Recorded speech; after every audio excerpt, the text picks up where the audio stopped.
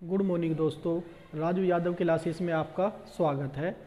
BSc first year semester first second part integral of calculus का हम lecture लेकर आए हैं। इसमें करेंगे हम क्वेश्चन नंबर 5। क्वेश्चन नंबर 5 का फर्स्ट पार्ट देखिएगा, साइन हाइपरबोलिक टी। हाइपरबोलिक होता क्या है पहले थोड़ा सा इस पर बता देना चाहता हूँ। देखिएगा, sine theta, cos theta, tan theta, ये होते हैं टिग्नोमेट्रिक फंक्शन। टिग्नोमेट्रिक फंक्शन हमारे। और अगर ये आ जाए साइन आई एक्स, कोस आई एक्स, ये होते हैं circular function. Sine theta, cos theta, tan theta, cot theta, ये सब टिग्नोमेट्रिक फंक्शन। और जहाँ थीटा के प्लेस पर आई एक्स हो या आई थीटा हो तो उसे बोलते हैं हम सर्कुलर फंक्शन। और यदि इसके प्लेस पर, थीटा के प्लेस पर एच हो, जैसे कि sine hyperbolic theta, cos hyperbolic theta, tan hyperbolic theta, तो ये हमारे होते हैं हाइपरबोलिक फंक्शन। हाइपरबोलिक फंक्शन तो आप इनसे बिल्कुल ना घबराए। जब बीएससी ईयरली होती थी अब से पहले, तो हमारी टिग्नोमेट्री भी थी यूनिट। हमारे लेक्चर है यूनिट पूरे के पूरे टिग्नोमेट्री के है, हमारी एक प्ले लिस्ट है। तो उसमें पहला चैप्टर है sign hyperbolic theta, cos hyperbolic theta, ये सब चीज़ है। तो इनसे कोई घबराने की ज़रूरत नहीं है। जैसे कि मैं डी ओवर डी थीटा करने लगूँ साइन हाइपरबोलिक थीटा का, तो क्या आ जाएगा कोस हाइपरबोलिक थीटा। और अगर D over D theta cos hyperbolic theta का करूं तो भी प्लस ही आएगा साइन हाइपरबोलिक थीटा। तो ये था बस। जब h लग जाता है तो हाइपरबोलिक फंक्शन हो जाते हैं। इनका डिफ्रेंसिएशन मैंने बताया। हमें तो फिलहाल साइन हाइपरबोलिक टी और कोस हाइपरबोलिक टी का ही चाहिए। तो मैंने यहाँ बता दिया कि ये क्या होते हैं, एज इट इज जैसे होते हैं। अगर हम टिग्नोमेट्रिक फंक्शन का करते तो यहाँ क्या आ जाता हमारा, इसका डिफ्रेंसिएशन क्या आ जाता है, कोस थीटा, और इसका डिफरेंशिएशन क्या आ जाता है,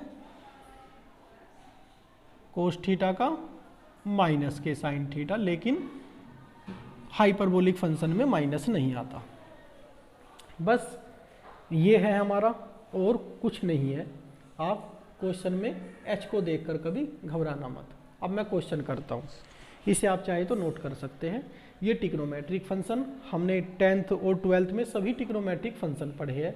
या सर्कुलर और हाइपरबोलिक फंक्शन का जब हमारी बीएससी में टिग्नोमेट्री होती थी अब से, तो वहाँ रिलेशन काफ़ी बताया गया है। बस हमें इतने की ही ज़रूरत है।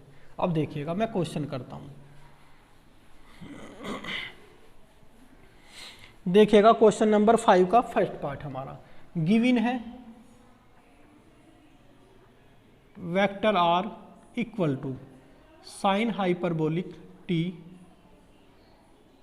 Vector A plus cos hyperbolic T vector B. अब देखिएगा, सिंस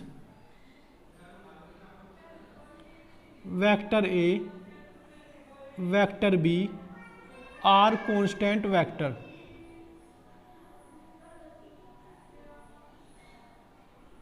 दैट इज जब कांस्टेंट वेक्टर है तो vector D A over D T equal to vector D B over D T, दोनों का क्या आ जाएगा हमारा 0। तो एक साथ ही मैंने लिख दिया। अब देखिएगा, vector d r over D t, d over D t sine hyperbolic t into vector ए plus d over D t cos hyperbolic T vector b. तो ये हो जाएगा हमारा कोस हाइपरबोलिक टी वेक्टर ए प्लस ये sine hyperbolic T vector b. इसे मैं equation number 1 late कर लेता हूँ। अगेन डिफ्रेंसिएशन करता हूँ, एक टाइम और डिफ्रेंसिएशन करता हूँ। Vector D two R D T square देखिएगा जब इसका एक टाइम और डिफरेंशिएशन करता हूँ तो ये हो जाएगा साइन हाइपरबोलिक टी वेक्टर ए plus cos hyperbolic T vector b.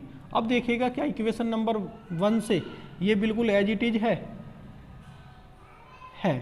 तो ये वेक्टर आर हो गया जो हमारे क्वेश्चन में हमें करना था। तो कुछ नहीं था क्वेश्चन में, बस एक हाइपरबोलिक की थोड़ी सी नॉलेज होनी थी, वो आपको हो गई। ये हमारा क्वेश्चन जो हमारा क्वेश्चन नंबर 5 का फर्स्ट पार्ट था ये कंप्लीट हुआ। आप इसे तैयार करें। अब चलते हैं सेकंड पर। देखिएगा क्वेश्चन नंबर 5 का सेकंड पार्ट हमारा हमें गिवन है vector u equal to t square i cap minus k t j cap plus of 2t प्लस 1 इंटू के कैप और v इक्वल टू गिवन है हमें 2t माइनस 3 i cap plus j cap minus k t k cap. अब देखिएगा अगर हमारा मैं नोट लिखता हूँ if vector a equal to a1 i cap a2 j cap और a3 के कैप अगर, और वेक्टर b इक्वल टू हमारा b1 आई कैप प्लस b2 जे कैप b3 के कैप है, ये इंटरमीडिएट का है।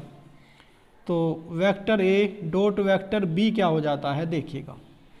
तो हमें ये a1 b1 plus a2 b2 plus a3 b3 हो जाता है। तो डायरेक्ट हम इस रिजल्ट को यूज करेंगे। देखिएगा कैसे, vector u dot vector v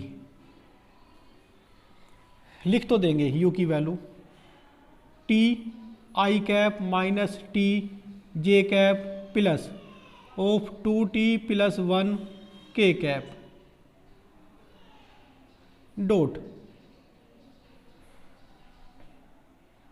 2t माइनस 3 i cap plus j cap minus T k cap.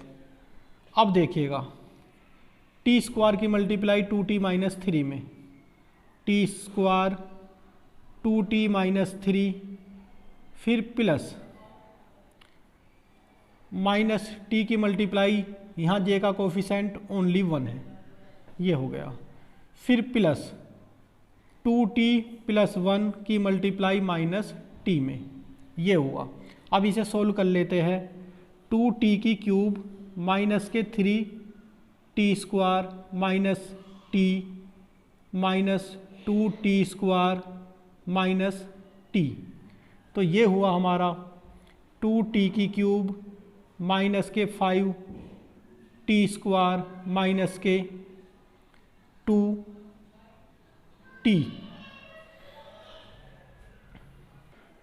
तो हमें ये मिला vector u dot vector v। अब हमें क्या करना है, इसका डिफरेंशिएशन।